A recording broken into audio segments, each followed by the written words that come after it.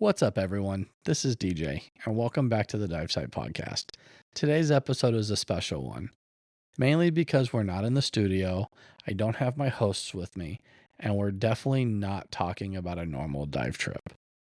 We're coming to you from Playa del Carmen, Mexico, after completing 3 full days of cenote diving deep in the Mexican jungle, with a group of divers whom have never experienced cavern diving before.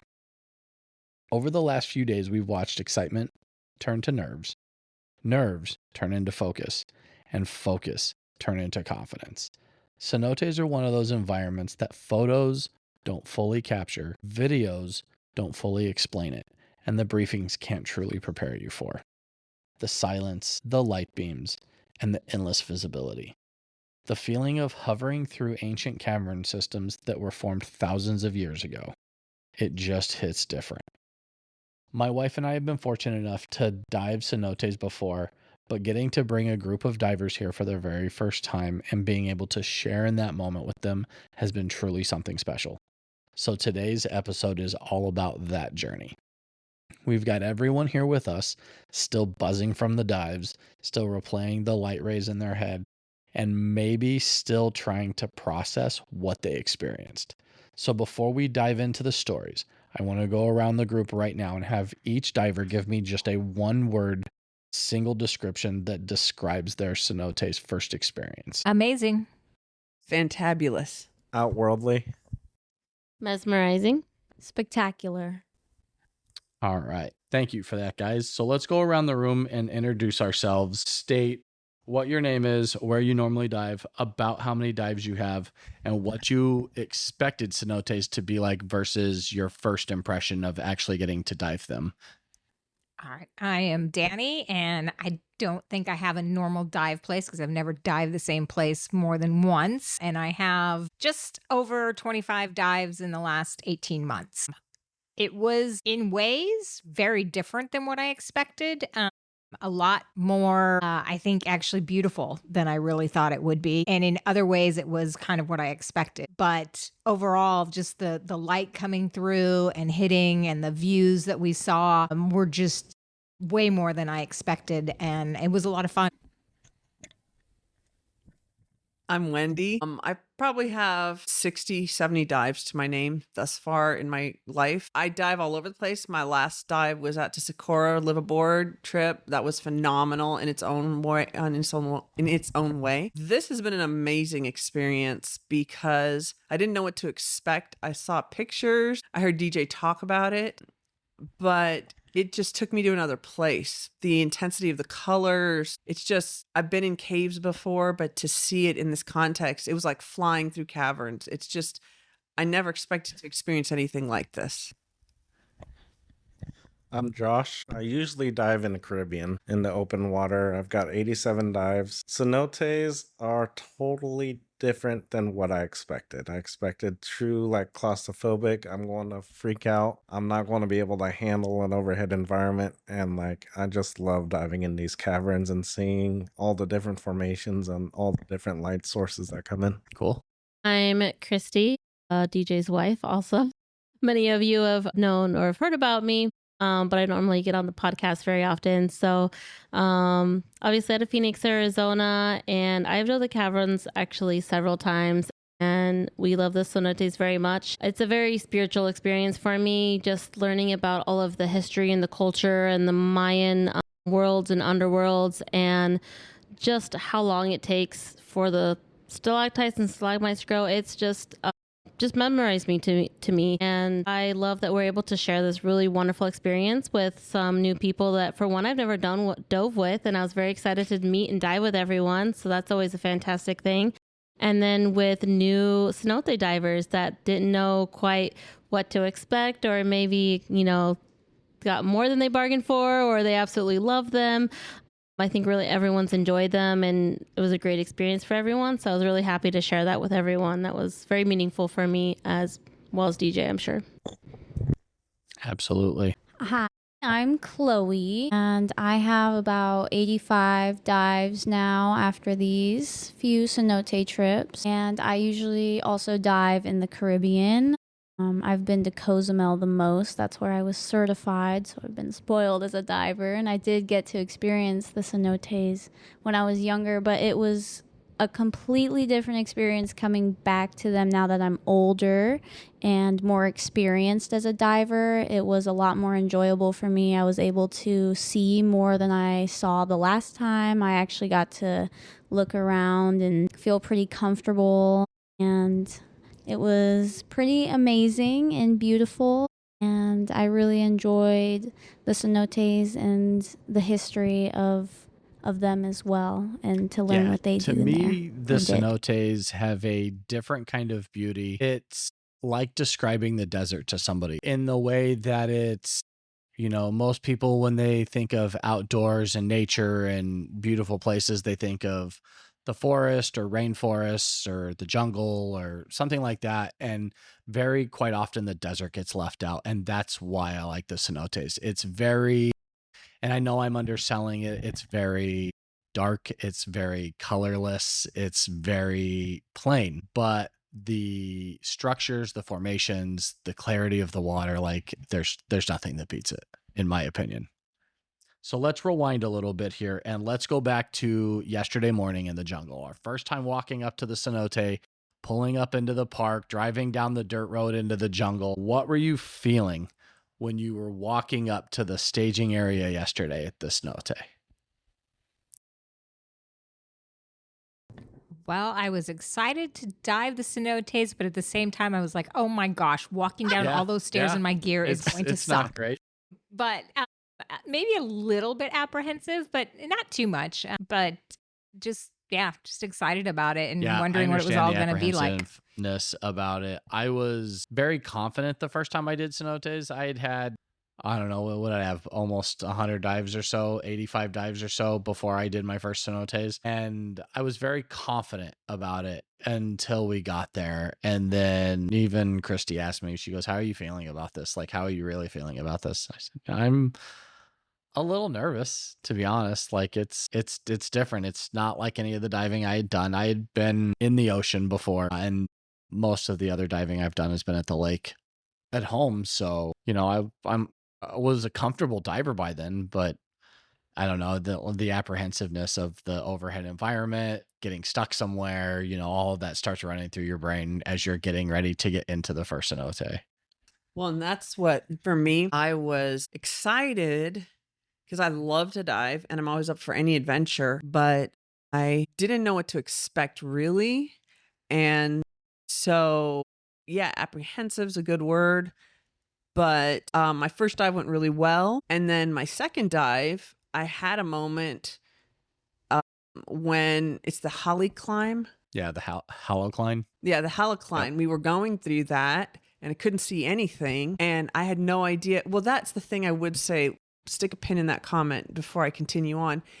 It is so hard for the dive masters leading the trips, the guides, to describe what we're going to do. They showed us the maps.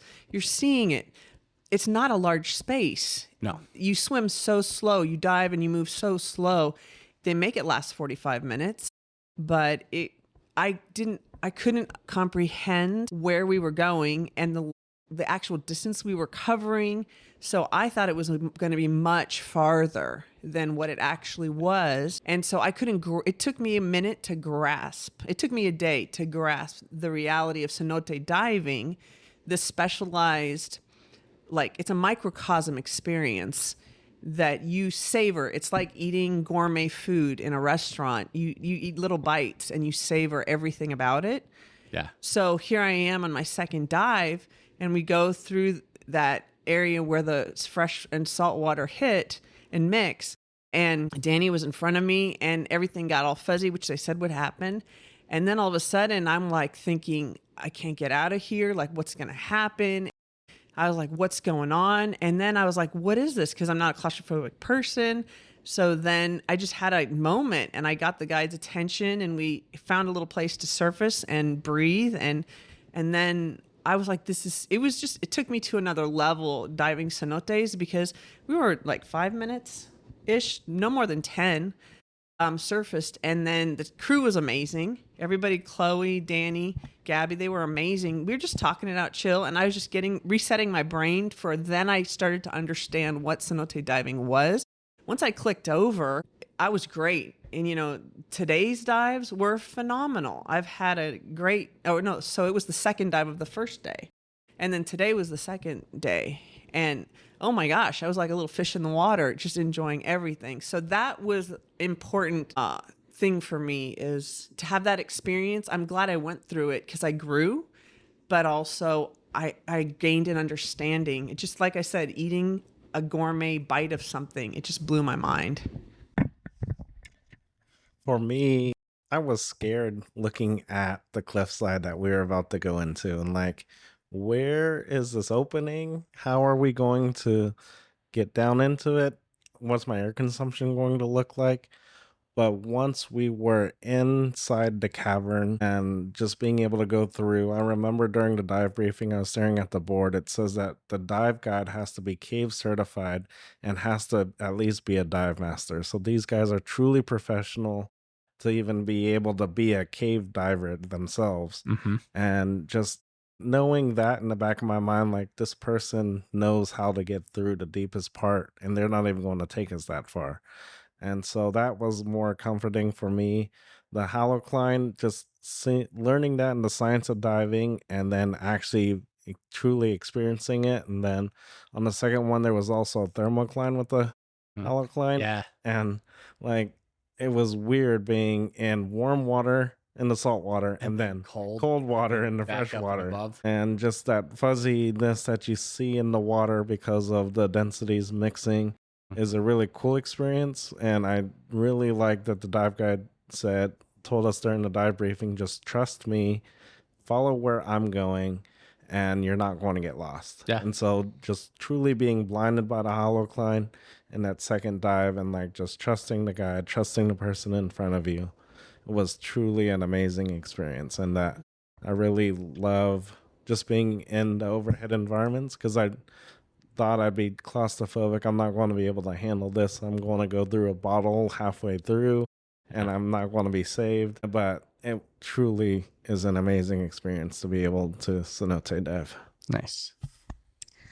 Well, for me on this trip, obviously I approach the cenotes every time, and I'm just so excited knowing what's under there and what to experience and all of the rays of light.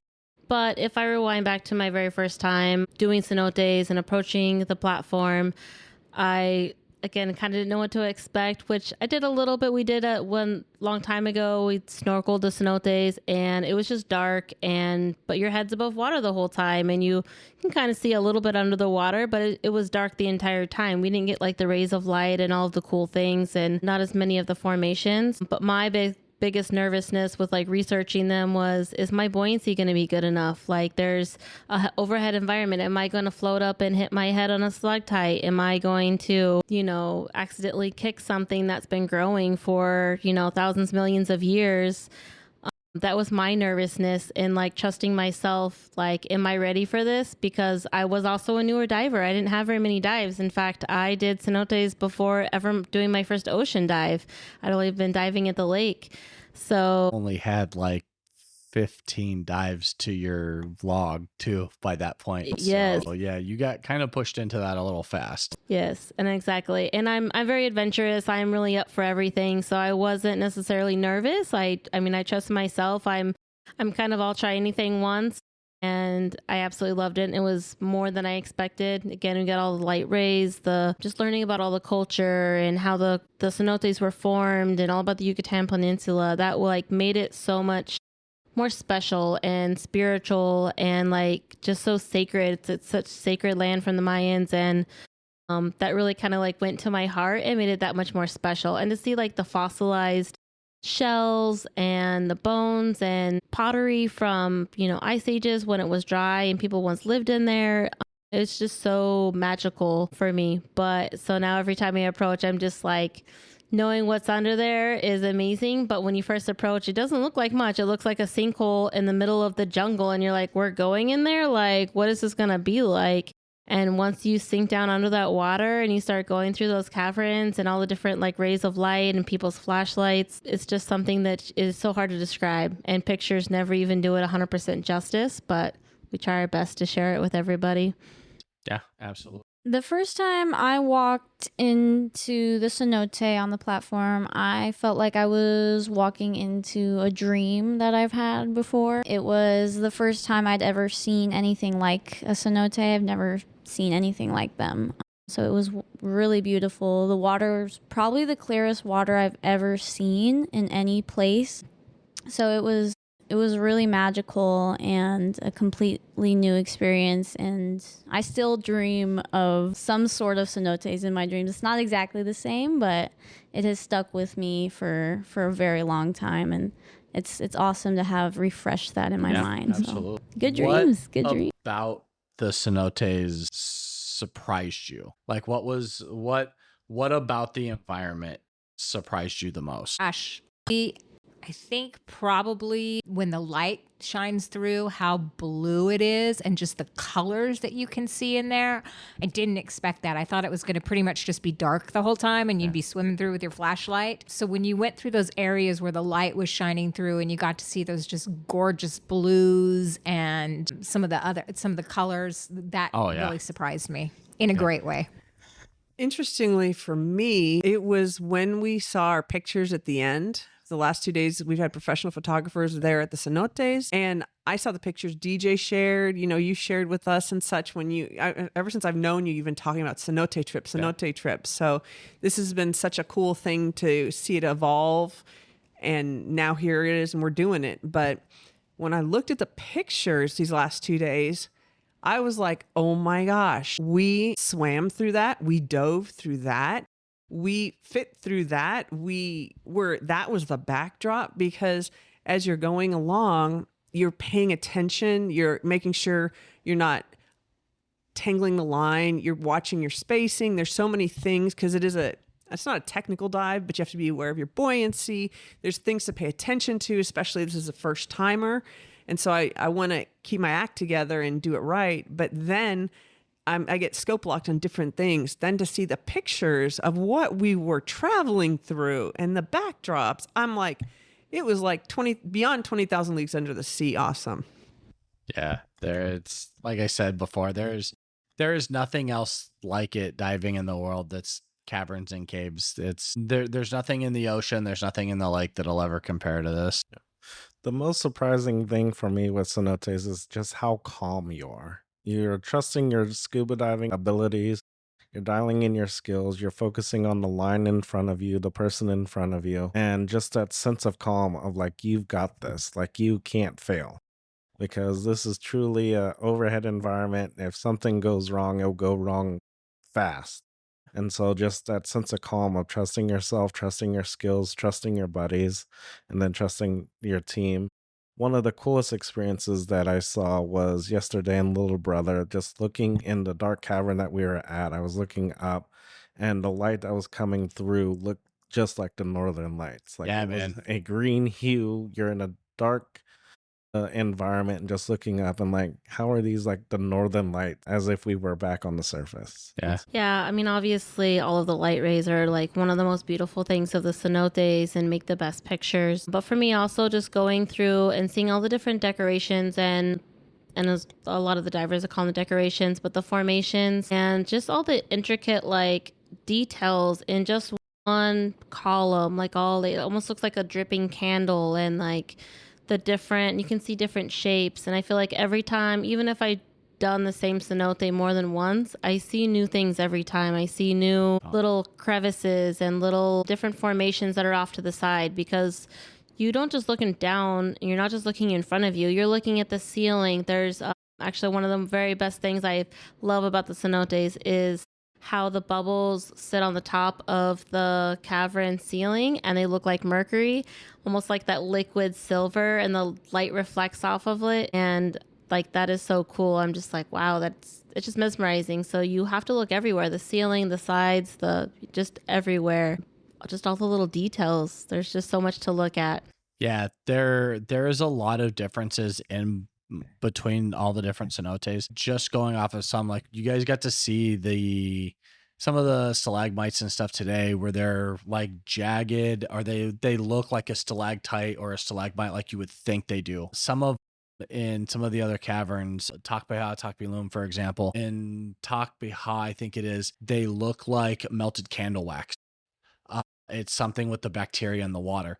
There's another one that is Cenotes zapote, and it's commonly referred to as Hell's Bells, because instead of the growing down straight as like a stalactite, they grow down and form a bell shape. It only happens so that the bell shape, for example, is a natural occurrence with something with the bacteria in the water, and it's only found in a very specific set of cenotes in this region, in like a handful of cenotes that are just in that area of the Yucatan. It's not even like all of them. So yeah, it's super crazy. Surprise. What surprised you? What surprised me the most was, honestly, it was the lack of fish. That surprised me the most. I expected just a few more fish or some life in there. There was some fish. They were very small, but I expected there to be maybe groups of small fish, but there was only a few, and they were cute, but yeah, there was very little sea life in them. So coming back to putting a pin in Wendy's comment earlier, we got what most surprised you. What made you the most nervous? You know, I actually thought I would be more nervous than I ended up being. I was incredibly comfortable. I mean, I was just looking around, having a great time. I actually never got nervous, which was really surprising because I thought I would be, but I just wasn't. It was just really comfortable for me. So I don't really have anything for that. For me, I wasn't nervous. Like I said, I had some apprehension, but then when that moment happened, I was like, what is happening here? Because that's not me at all. All the things I do in my life, that happened. I was like, what the heck? And then but it was a good moment for me to push through it and to learn about understanding cenotes. So it turned out to be good. And it was a great bonding time with my team too. They're fantastic. It's been great diving with them. So yeah. And then to move past that. And I would also say, when you see everybody else doing it and you think about all the other teams that have gone through and all the professionals that are there, you're like, I'm fine, you know? They were, at first, our guide was like, okay, we're not going to do the dome. We're not going to do the dome. You're nervous. It's okay. And I had a little whiteboard tucked in my vest. And as we were going along and I was feeling super comfortable again, and I was fine. I was actually fine again.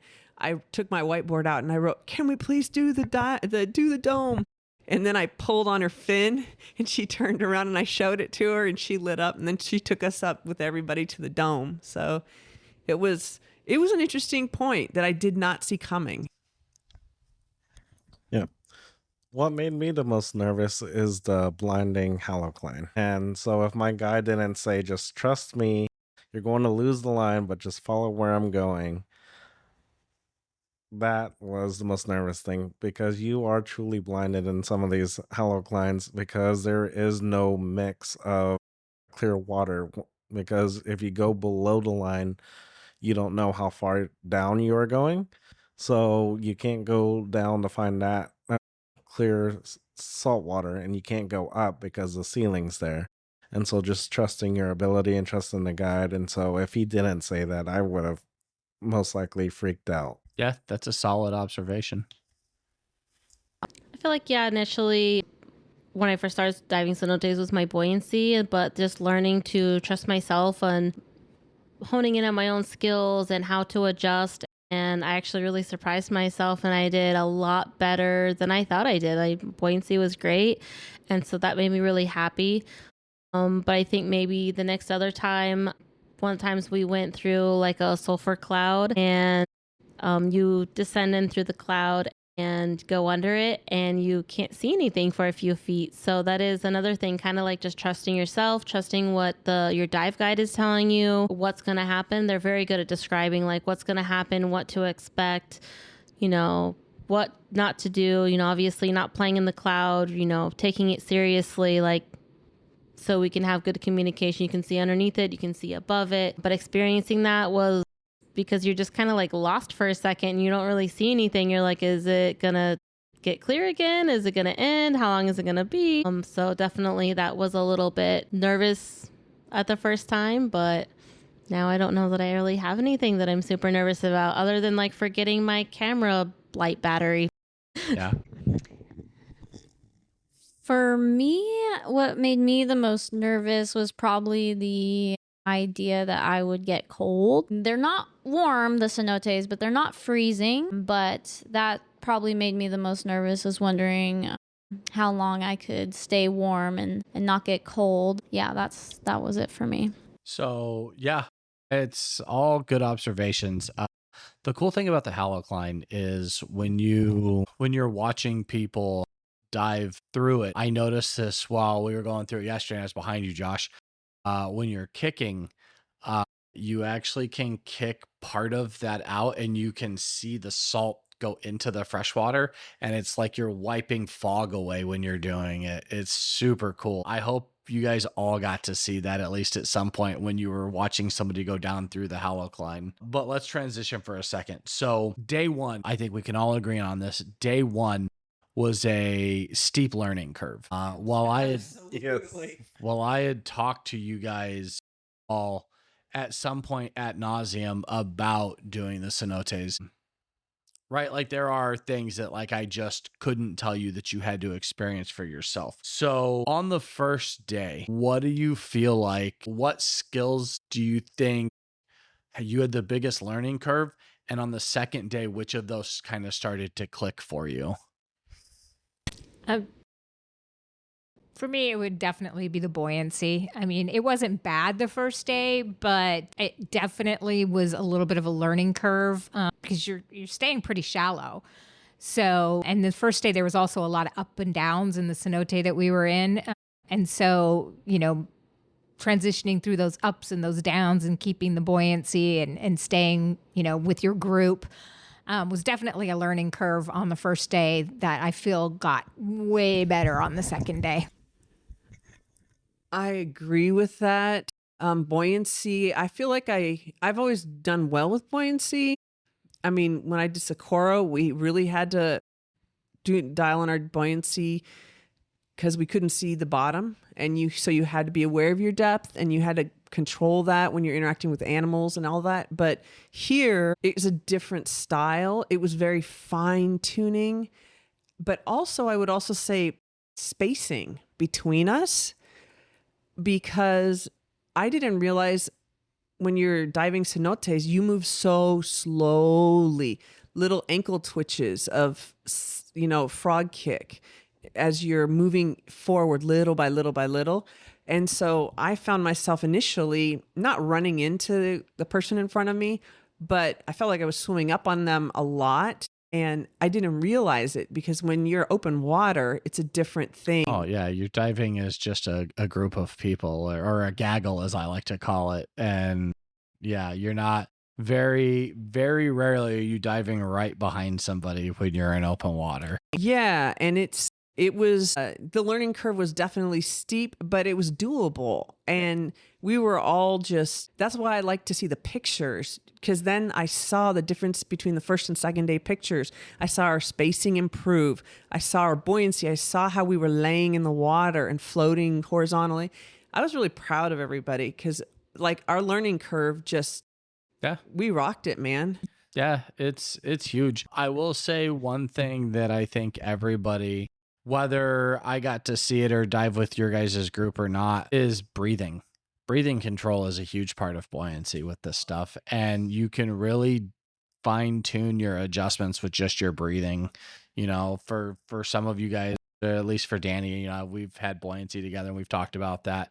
Learning just that rhythmic breathing and getting into a cycle of it where it's steady and not breathing fast or breathing heavy. And you can really use that to fine tune your going up and down or even just getting below something. Yeah. The biggest learning curve for me is to have proper weighting. I started the first day with too much weight and the dive guide called it out. And just when you are overweighted, you are not going to be in the proper horizontal position. You're constantly fighting your buoyancy going up and down the depth that we were going through. And so cutting so much weight today, I was able to maintain just being able to use my breathing as my buoyancy and not having to put any air inside the BCD, and just being able to keep my spacing. Because I'm no longer fighting my weight. I'm no longer fighting trying to stay above the line, because I've now have everything dialed in. Yeah, I definitely agree with everyone. All of those are huge learning curves. Just being able to be still and just to be present and to be there and not have to just swim. So many people that dive everywhere, you're just constantly moving forward progress, right? You're just swimming. And here you have to slow down. You're looking at things and you're looking around, and maybe there's something that the dive guide is showing you. There's not always just forward movement. Sometimes you just have to hover and just be buoyant and be neutrally buoyant and just be still. And I feel like that's really hard for a lot of people to do that and not to just be moving around all of the time. And I definitely agree. Seeing everybody from day one to day two was night and day. Just everyone, day two had everything kind of clicked in. They kind of they knew what to expect and kind of knew what, today I'm going to work on, maybe frog kicking a little bit more, being more in a, prone diver position. And even the dive guides really pointed out today that everyone's like, I don't know what you said to these guys, but they were like night and day like difference in their diving. But I feel like it's all those learning curves all at once, and just being thrown into these caverns and being like, okay, these are the tunnels per se that we're going to be going through, and you're focusing on so many things at once. So once those got all dialed in, it's just a big difference. But just having that peacefulness and just being and not having to like swim from point A to point B at a certain speed. You're down there for a long time, but you don't go a long distance really, to be honest. But absolutely, it's great. Chloe? The biggest learning curve for me was honestly the pacing. I'm not used to going slow. It was definitely a learning curve for me to slow down and just go with the flow and the rest of the group, and just really take my time and focus on the dive and the cenote So that's a big itself. call out. And I will direct this comment specifically toward you and Josh, with you being a dive master and Josh being a dive master candidate. One of the biggest things you guys can do in the water is just be comfortable being. And when I say that, I mean just hovering, not moving, being able to hold your position in the water. It'll help you as a pro.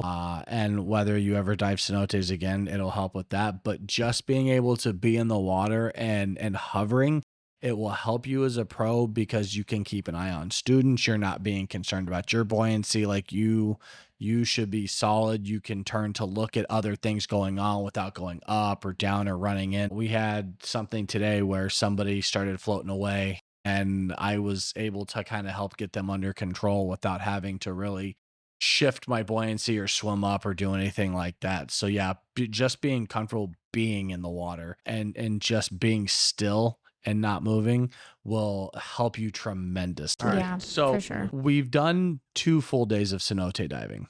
So we've talked about when it started to click, and we've talked about what was kind of the most nervous and going through that. So at what point, or even from the first dive to the second dive, or from yesterday to today, at what point were the caverns intimidating, and did they become less intimidating?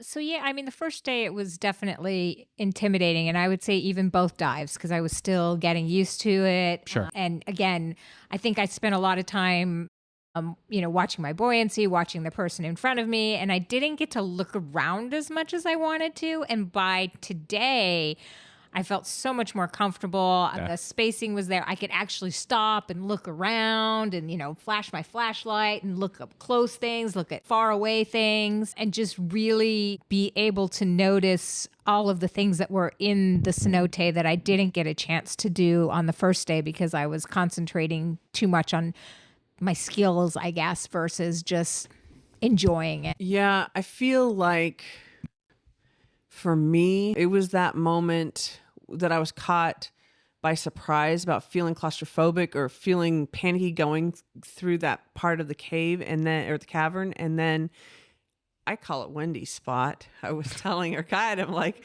where's Wendy's spot on the map? Because she was showing us yesterday's cenote. And she's like, actually, I've never been there before. It was quite pleasant. So I claimed it, own it. But Perfect. I would say it was between yesterday and today. Once I got past that, oh man, and it was even in the same dive. It clicked. And then even today, I was just having a blast. It was just enjoyable, flowing. I felt like myself. I was just in the moment. And like Danny said, I felt like I was more oriented. So, and the pacing and spacing were better. And I was used to going so slow because in my world, we move fast. You must always push. You must never stop. And to make myself stop and breathe, and it's okay. And that's the point. And there were times I'd turn back and Danny was behind me and she's out there doing her own thing, like just absorbing and looking at the wall, like looking at everything. It was awesome. And so it was just pure joy today. And I'm so thankful it happened so quickly. Mine was after we were done with the first day. After doing the first one, okay, I've got my first cenote done. Then we went into a more cavern style one with little brother and just being able to get through it, going so far down, knowing that the exit is further and further away and just being comfortable with myself. And when I surfaced after little brother, I told myself, I've now finished 1% of the known cenotes. Now I have to claim the 99 other percent. Yeah. Yeah, I almost don't even know what to add here. But I mean, especially for this trip, I just loved all the little moments of seeing little things where just things clicked for certain people. And just when you could just kind of see in people's eyes, like, wow, that's beautiful. I know there was a moment with Wendy and I was like, I kind of gave her the little motion underwater. Like, I was like, how do you like all of this? It's so beautiful, right? And she gave me the kind of mind blown, like, my mind is blown. This is amazing. And I was like, yes, that's when you're like, they're really fully getting like everything that we talk about. It's so hard to talk about it until you actually experience it. And then I know for one thing, I feel like probably DJ and myself both, I know he was really hoping, he's like, I just really want everyone to love the cenotes as much as I do. And I had to remind him, I said, it's not everybody's thing. It's not everybody's jam. And it's just a different style of diving.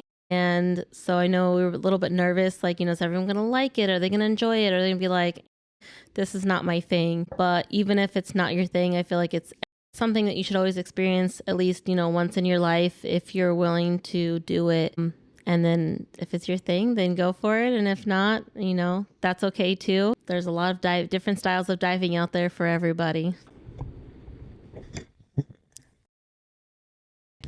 For me, honestly, every single dive I go into, I'm a little intimidated. I know the possibilities, and being a dive master, I have some sort of responsibility. So I always kind of keep sort of an average level of intimidated from the water, because it is the water. It's unforgiving. It's beautiful and it's wonderful, but it's a force and it's not to be messed with. So I go in with a little intimidation every time, but every time I come out, it's all gone, and I always feel really relieved and really proud of myself and my buddies as well. Absolutely. And that's a great observation. There is always a good room to have some healthy intimidation or fear or respect, especially when you're diving cenotes. If you bend the rules in scuba, you can get hurt. That's what it is. If you bend the rules when you're cave diving, it could be more than that, or it could be, the absolute worst case. So that's one of the things, right? Like you should have a healthy respect for this. Moving on, knowing that we've done 4 of the 6 total planned cenote dives that we're doing, we have 2 more left tomorrow. What has been your favorite cenote up to this point, and what's the reason why it's your favorite? My favorite was the Barbie line, I think they called it. And I think it was my favorite just because there was a couple of moments where like we actually all kind of turned our flashlights off and they had this light shining through and it was just absolutely gorgeous. I felt comfortable by that time. There was some definite almost like we were going through tunnels, and I just thought that was so fun. And so yeah, that was my favorite so far. I think I have to agree with Danny on that. The Barbie line was, it was so cool to dive Dos Ojos because as I was reading about, the cenotes and stuff, and I was learning like National Geographic had been to that one and covered it. And so that was pretty cool in itself to be diving what is one of the most famous cenotes in the world. But then I agree with Danny. It was just so unique. It had everything. The beautiful light, which is my favorite, the beautiful sun or the rays of the light coming through the water, reflecting under the surface and the mirrors. Like, I love that. I love that. I love that. But then we also had like the tunnels. We had the darkness. It had everything. And of course, Barbie with the crocodile. I mean, come on. Yeah. It was everything. It was really, and you're right, when we turned our lights off and it was like the ultimate night light, just glowing. It was like we were on another planet. Amazing.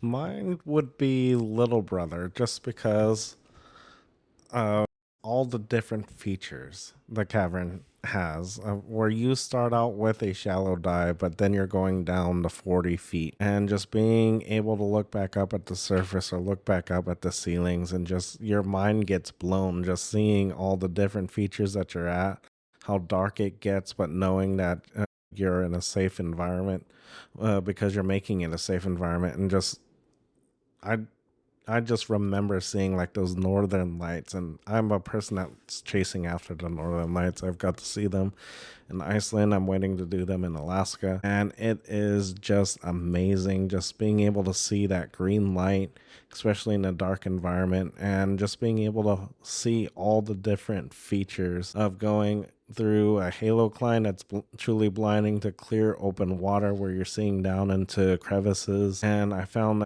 like what looked like a sunken boat in one of the crevices, and like, how did that get there? Yeah. And like, how old is that boat? And yeah, I forget exactly what it is, but it's shaped like a boat. I used to know how it got down there. I don't remember how it got down there. It's nothing like with a cool story. It's something they got put in there, and that's what it is. But yeah. Well, cool. Wow, asking what your favorite cenote is like asking who's your favorite child. It's so hard to pick. There's always a favorite. This is true. There's so many great things. I mean, this trip I love that I got to and will actually get to dive to a couple of new cenotes. So first time diving, Chuckmall Park, Little Brother. Those were spectacular, just seeing the different formations, the open environment part of it, and the difference in depths and everything. But I mean from today, I would probably say, Batcave and Barbie line are obviously one of my favorites. They're famous for a reason, because all their beautiful formations and lights and everything's like that.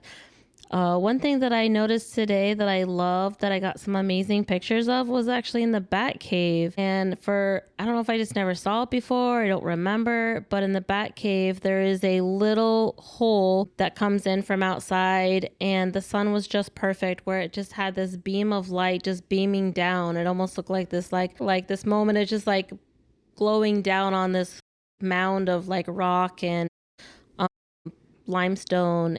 And I don't remember ever seeing that before. And maybe I have and I just don't remember, or I was just paying attention so much to the bats and the things on the ceiling and things like that. But that was really cool. And I was like, wow, and I took so many pictures of it, just trying to get the perfect one and waiting for the snorkelers to go in and out because they were kind of getting in the way of my pictures. But I ended up getting some beautiful pictures of that. So that was one of my favorite moments from this trip so far.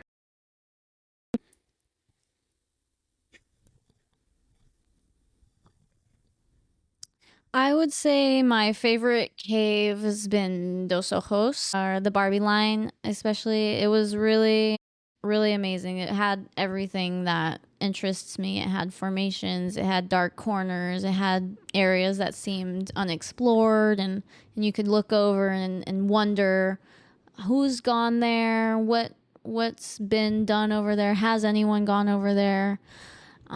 So super cool. And also when you look up at the ceiling, it looked like that effect of the mirrors, and I saw that quite a lot through that dive, and I really enjoy that. So I was turning over quite a bit to kind of take a look at that and just relax in that beautiful mirror reflection. It was awesome. So I'm going to add a little bit to this because, you guys know this isn't my first cenote trip. But yeah, Dos Ojos, the Barbie Land and Batcave are one of my favorites. You guys know on the back of our rash guards for the trip that picture is my picture. That's actually the first trip that I took and the first dives I did in Dos Ojos where I fell in love with it. My favorite part about this trip is this right here with you guys. Again, I've talked to every one of you guys in depth about this with the exception of Chloe because I haven't had the chance to meet her before this trip. But being able to share this with a bunch of people, where it being their first time or first time in a very long time, this has been truly something special for me. The nerves that I had coming into this was a lot. And having you guys do as well as you did, I expected some bumps the first day. Most of you guys have never done this, so it was something very new. So I wasn't expecting anybody to be perfect on the first day. And I knew that the cenotes we had planned, we had to change the last day only because it's much more tighter than it was today. And so we've changed it up. That way it's a more comfortable dive for everybody. I don't want to put anybody in something where they're not going to have fun, be comfortable or anything like that. But being able to just go through this and share this first experience with somebody, because Christy and I, when we did it, we didn't have somebody that had ever done it before. We were just like, okay, somebody told us to go do this, and then we just went and did it. We didn't have anybody that was like, yeah, you guys should be doing this. I'm going with you. Let's go do the things. And so, thank you guys all for being here, because that allowed me to share that with you guys. And that has been my favorite part about this trip. So the last thing that I'm going to ask is a couple things. Doing this, would you now ever consider being a cave diver and going full on into cave training? And then, did this trip change your confidence overall as a diver? And did this redefine any kind of adventuring as far as diving goes for you? So full on cave diving, I would consider it if I was with other people that were very, very experienced. I didn't get claustrophobic. I was pretty comfortable. I like the dark. I like night dives. So, I mean, given the right set of circumstances, I would consider it. Where I don't think I ever would have even considered it prior to this trip. I would have been like, Fair. No way, forget it. Fair. So second question, did it increase my confidence? Absolutely. Especially feeling like I have a little bit more technical abilities now, and just that comfort that I can do something like this, I think will translate into my later dives and just made me feel a lot more comfortable. And I forgot what the third question was. Did this redefine any, did it redefine your adventure for diving? I mean, for me, because I used to dive, 30 years ago, and I dove for a while, and then I didn't dive for 20 years. So I just started again about a year ago. So I feel like my adventure for diving is already pretty high. Okay. But yeah, I would say that this just showed me that there's so many different things out there, that every dive is going to be a little bit different. And there's just more to diving than I actually really thought. Because diving a cenote, honestly, I'd never even heard of it until you started talking about it. I was like, you can dive cenotes? Somebody was like, well, isn't that just going straight down? And I'm like, I don't know. And then I started looking at the pictures, and it was like, oh, wow, it's so much more than that. So yeah, I think it's going to make me look at, okay, well, what other kind of opportunities are out there? What other kind of dives can you do? And kind of bring that all full round. Okay, so interesting first question, because keep bringing up, I did the Socorro trip, the liveaboard trip, and on board were 2 tech divers we had. One was one of the Divemasters, and another, I guess he was also Divemaster, but he had gone back to recreational diving more. And they showed me some of their Instagram videos where they were like squeaking into tiny little holes the size of my left leg. And the guy came up to like my belly button in terms of height. And I was like, nope. So I'm like, I'm okay without doing that kind of diving underwater and stuff. But cenotes, yes, absolutely. I did totally enjoy it. I'm so thankful. I've been blessed to have a new world open to me through this experience. It's such a blessing that I think is going to ripple throughout the rest of my life. What was the second question? Confidence. Yes. It's interesting in life. I think one of the secrets to staying young, to me, age is just a number. And one of the secrets to staying young is to continue to learn and continue to push yourself. And I'm on a personal mission to live my best life. So, oh, heck yeah. I feel like I'm coming out of this. I'm more aware of my body position. I'm able to dial myself in, slow myself down. And like today, the second dive, it was longer and it was a lot of tunnel work. And I did most of it moving my ankles with a frog kick, just my ankles really, I felt, and breath control coming up. Okay, now I'm going down. Okay, I'm going to pivot this way. So I feel like that's definitely how I've gained. And to pause and hold, because at first I'm like, why isn't our guide moving? I'm like, keep going. There's more to see, because that's how it is when you're in the ocean. You're moving, you're adjusting, you're always pushing. And I'm like, no, we're hovering and looking at a stalactite. Like that's what this moment is. And so that was really good, because in this day and age, it's instant gratification or I'm done with you. Yeah. And that's not what cenotes are about. No. It's about stopping and being present, like what you were saying. And then the third thing, oh my gosh, I'm always up for adventure. And I'm always ready to go for it. It's all about calculated risks. Absolutely. And this is an awesome calculated risk I'm willing to add to my life. Like it's going to change diving forever for me. Yeah. Oh, it does. It's being able to do the cenotes and experience the cenotes is one of those things that just, like I said, there's nothing else like it in diving. So would I ever become a cave diver? My answer is still no. Okay, that's fair. Just because I had a conversation with DJ a couple days before, because there was a incident that happened in the Maldives, and I told DJ this is freaking me out about our trip. Because caves and caverns are the same entrance, but they're not the same dive. And so I was freaked out just reading more in depth of what happened in the Maldives. Am I going to be okay? And so DJ was very reassuring of it. Doing 4 cenotes now. I love cenote diving. I love cavern diving. But would I ever go into the dark willingly? No. I'm still not wanting to pursue that. So to be fair, the incident in the Maldives, and we're not going to spend a bunch of time on this, but the incident in the Maldives, they shouldn't have been where they were. They shouldn't have been as deep as where they were. And yeah, like I said when you text me the week Sunday before, look, man, I don't want to do the paperwork. You're not going to get hurt on this trip. Even if that's the reason why, you're not going to get hurt. I'm not going to let that happen. Yeah. So that's why. That's why we dove the way we did, because I want everybody to enjoy this, and right, I don't want anybody to get hurt. I don't want to have I don't want that to. I don't want to have to explain to your family what happened. I don't want to have to live with that myself. That's purely selfish. Yeah. I don't want to see a friend of mine get hurt, and I don't want to have to deal with that. That's fair, but as far as confidence. Yeah, my confidence in my diving skills greatly improved from day 1, day 2, and just cenote diving in general. For the second dive today, I forgot to put any defog in my mask. And one of the skills that we learn as a dive pro is partial flood your mask and just clear it out. And so I kept doing that throughout the dive. And when I first started diving, taking off your mask was a freak out moment, because people forget you breathe through your mouth, not through your eyes.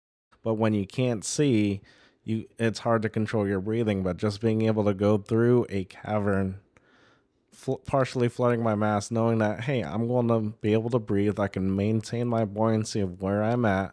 I can clear my mask and it's going to be fine. And just seeing my skills greatly improved, especially with the proper weighting and just being able to see all the different distances that I've done in an overhead environment in the 2 domes that we got to explore. And so, but for the final question for adventures, yeah, cenotes have really opened up an entire new world of like, well, if the ocean's getting too hot, there's still the cenotes. Or if I can't travel, I can still at least make it to Cancun and try and make my way down to Tulum via cenotes. Yeah. And so it's really opened up so many possibilities that I didn't think were out there. Perfect. Christy? All right. Would I ever consider doing cave certification or being a cave diver is the conversation I've actually had with my husband a few times, because the absolute one person I never thought would ever even consider it was DJ, and being claustrophobic. And then he surprised me every time he's gone on the cenotes. And then the very first time he said, I mean, you know what, maybe I'm considering maybe doing cave certification. My mind was like, what? And then I kind of started thinking about it, if it's something that I would consider.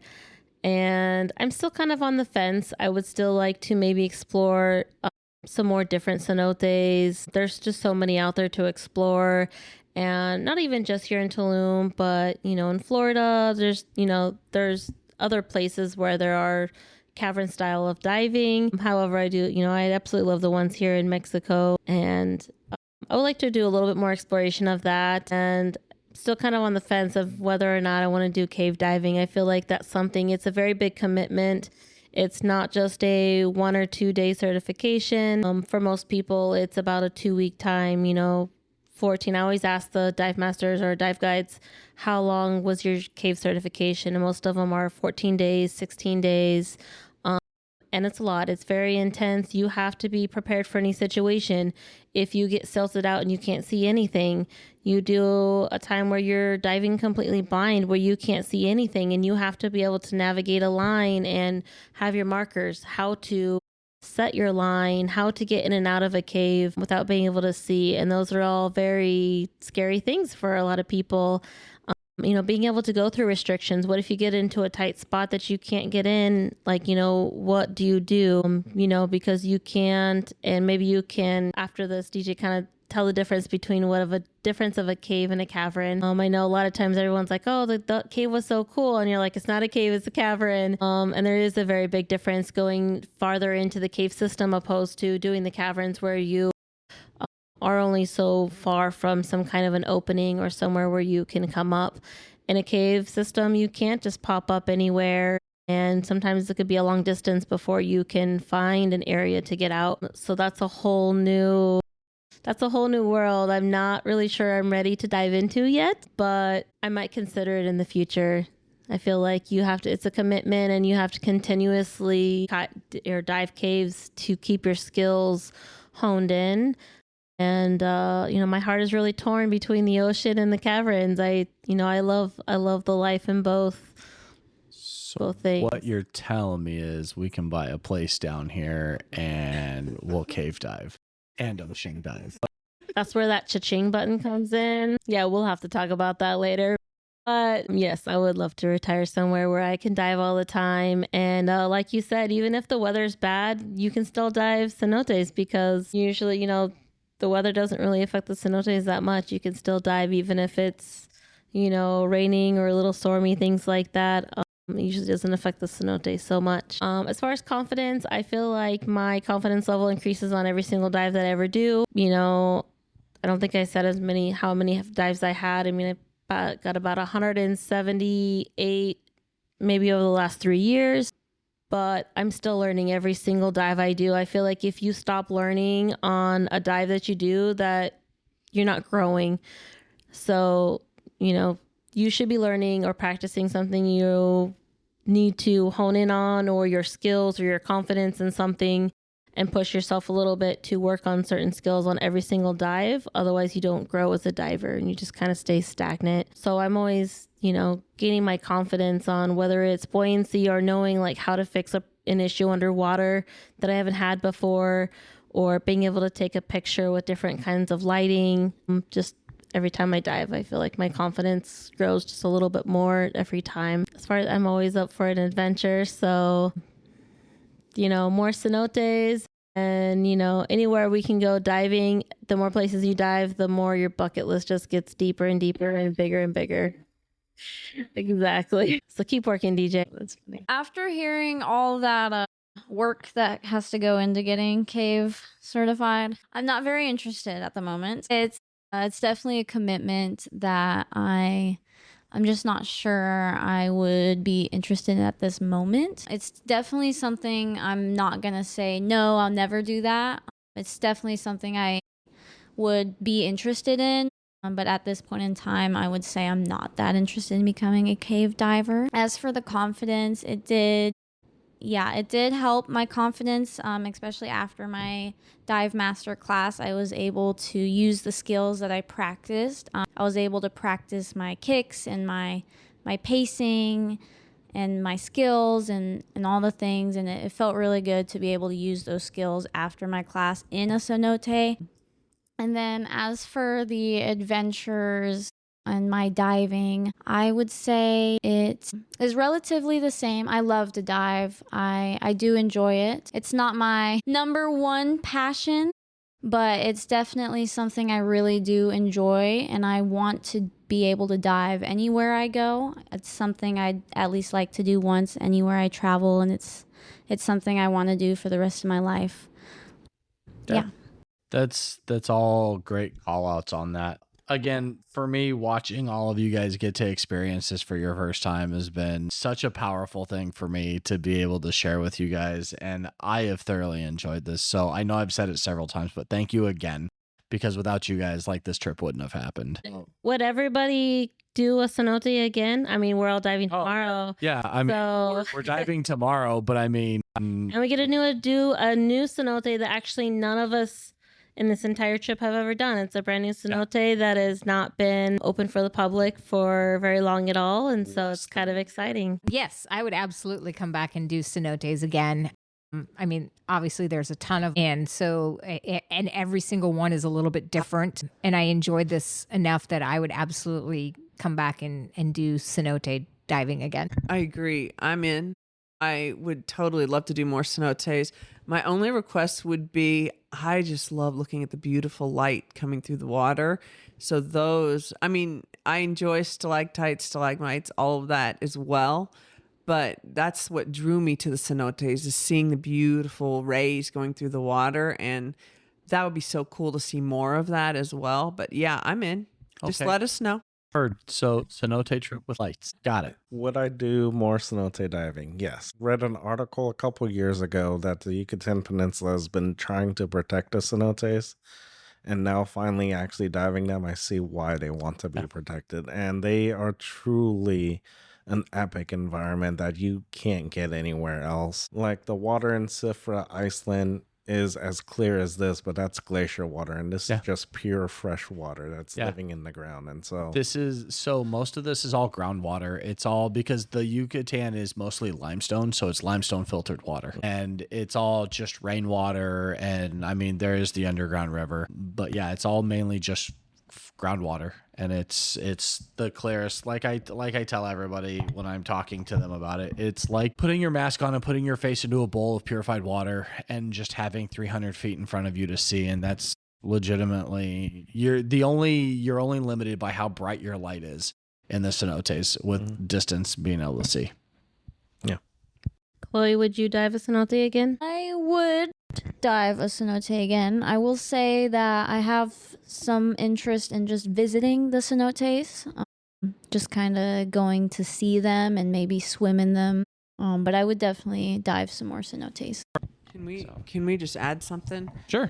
Just want to say thank you, DJ, for sharing your passion and your vision and your dream with us. I didn't get it, and I get it now. So thank you for having faith and dragging us along and talking to us about it. Convincing us that it would be a great idea and we would love it. Yeah, absolutely. I mean, I'm so happy that you guys were willing to come and share this experience. And I know it's been, we've talked a little bit about it, just how amazing it is to see everybody just kind of grow and enjoy it and on different levels and everything like that. And, for anyone who really wants to dive cenotes, you definitely should. You should try it. There's a lot of shops, especially down here in Riviera Maya, Playa del Carmen area. All of the dive guides in the shops are great. Well, keep an eye out because there may be a cenote trip in the works for 27 later in the year. I've been talking with one of the other shops in the network, and yeah, so keep an eye out for that. Man, what a few days this has been. Over the course of this trip, we have watched divers walk into the jungle unsure of what to expect, standing on the edge of these cenotes, feeling that mix of excitement and nerves that all of us know so well. And dive by dive, moment by moment, we got to watch their confidence grow. Buoyancy got sharper, breathing slowed down, and movements became more intentional. But more importantly, you could see the shift in mindset.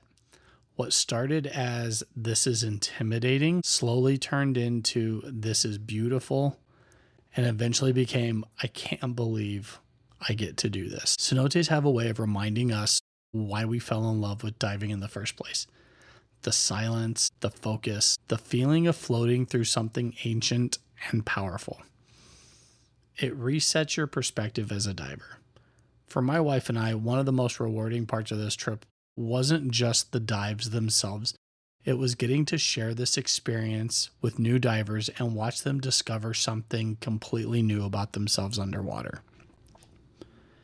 Trips like this aren't just about logging dives or checking off bucket list locations. They're about growth, connection, and pushing just far enough outside your comfort zone to realize what you're truly capable of. To everyone who joined us on this adventure, thank you. Thank you for trusting me and allowing me to be part of your first cenote experience and showing up with open minds and for being willing to step into the unknown. And to everyone listening, if cenotes have ever been on your radar, let this be your sign. Train for it, prepare yourself for it, and when the opportunity comes, book the trip.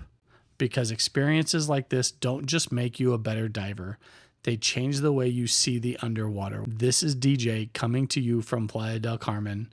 Until next time, we'll see you at the dive site. Thank you.